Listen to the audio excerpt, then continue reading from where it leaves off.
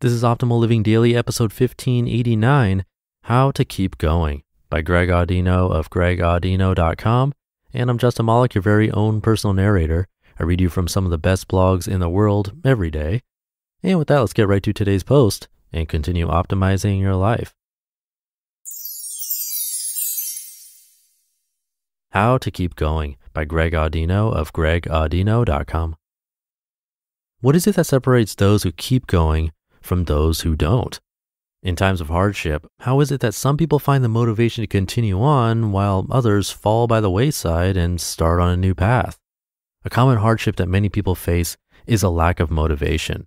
It's easy to wish for a rush of motivation to just wash over us and breathe new light into us, but there are just a couple of problems with that. It takes a lot for us to pull ourselves up by our bootstraps and keep going. A lot more than the self-help idiots who just yell, "Don't quit," at us allow credit for. While hard work is something that people very much pride themselves on, especially in modern day America, this is more a product of nurture than nature. By nature, our brains aren't conditioned to seek out challenging ways of doing things. They're conditioned to restore energy and seek out the easiest way of doing things as possible. Finding the motivation to get through challenging times requires a little extra. But what is that extra? Well, let's lighten things up and talk about my very favorite subject for a second, the puppies. How is it that we're able to train puppies who barely have any means of understanding us to perform certain tasks with as much precision as another human would? There are two elements, reward and repetition. If you reward a puppy, or any animal for that matter, for performing any given task, they'll be more likely to repeat it because they associate it with a reward. The more times it's repeated with the reward, the more simple the task becomes for the puppy, eventually becoming like second nature.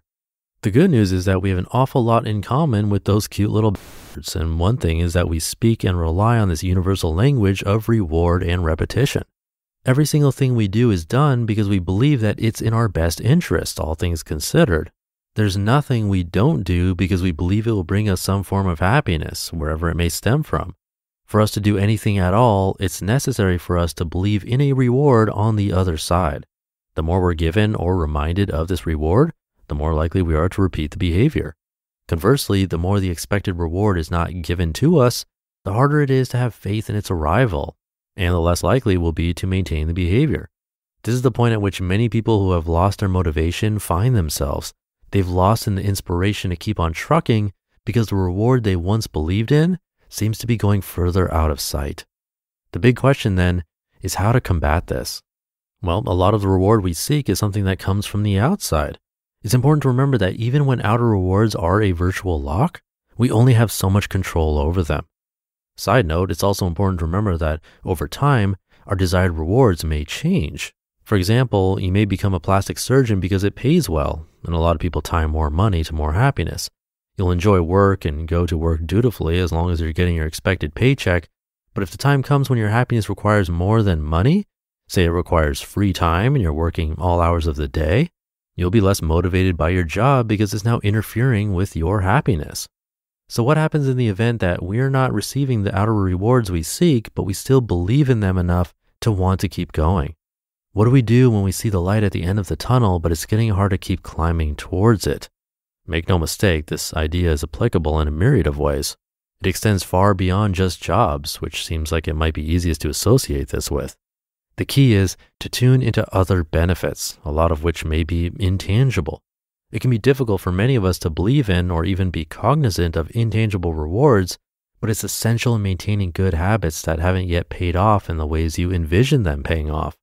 What does this look like? Let's use an example of someone who's running for political office, which I'll tread carefully with considering I'm pretty useless when it comes to politics. Running for office is a huge task. It takes a humongous amount of commitment, and the end goal to be elected is pretty clear. Certainly at points, the required sacrifice stands a chance of weighing down on the candidate, making it difficult for them to keep pushing and ask themselves if it's really all worth it.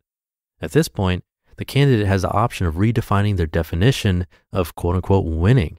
Even if they don't win the election, is it not a win to have engaged more with the community? Is it not a win to have gained the trust of some potential voters? Is it not a win to pay more attention to and do more for those who are struggling? Is it not a win to have gained more knowledge about politics? Is it not a win to have gained more understanding as to the stress those currently in office are under? The list goes on, and reframing one's mind to see winning from wider lens in this way is very much a difference maker when it comes to retaining motivation. And don't think for a second that this mindset isn't valuable after the election if they've lost, or for you if whatever you once set out to accomplish doesn't come to fruition in the way you thought it would. In this way, we see that redefining a win by seeking out smaller, more unique wins is also a means of both avoiding regret and gaining gratitude. So if you're struggling to keep going or you're reflecting on that which didn't go as planned, take this time to ask yourself what the rewards are that exist beyond that one hearty goal you envisioned.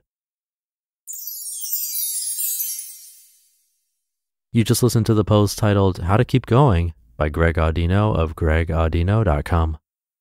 And this episode is brought to you by Magic Spoon. Oats have been a staple on my breakfast menu, but I also enjoy switching it up with cereals to satisfy my sweet tooth. That's where Magic Spoon comes in, the world's first low-carb, high-protein cereal that contains 0 grams of sugar, 12 grams of protein, and only 3 net grams of carbs in each serving. And they come in cocoa, fruity, frosted, and blueberry flavors. My favorite was a combination of frosted and fruity. It tastes so amazing and reminded me of strawberry ice cream. The best part is it's keto-friendly, gluten-free, grain-free, soy-free, low-carb, and GMO-free. Go to magicspoon.com/old to grab a variety pack and try it today. And be sure to use our promo code OLD at checkout to get free shipping. And Magic Spoon is so confident in their product, it's backed with a 100% happiness guarantee. So if you don't like it for any reason, they'll refund your money, no questions asked.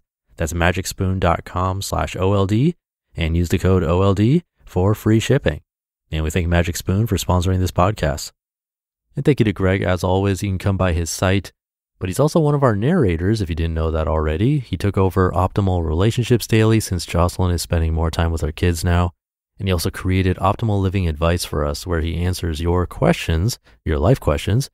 Those are both great shows. You can find all of our podcasts by searching for Optimal Living Daily in your podcast app. And Greg makes some great points here. For me, doing this podcast does have its external rewards of hearing from you. Anytime I've received an email or handwritten letter, hearing how it's helped your life, I've been honored, and it keeps me going. This podcast actually lost money for almost a year before it could break even, and then to pay myself a reasonable salary took even longer, but I started getting feedback early on from you, and that's meant a lot. It kept me going, so thank you for that. You've been helping me keep this habit of releasing new episodes all the time. But I'll leave it there for today. Hope you're having a great Friday, and I'll see you over the weekend, where your optimal life awaits.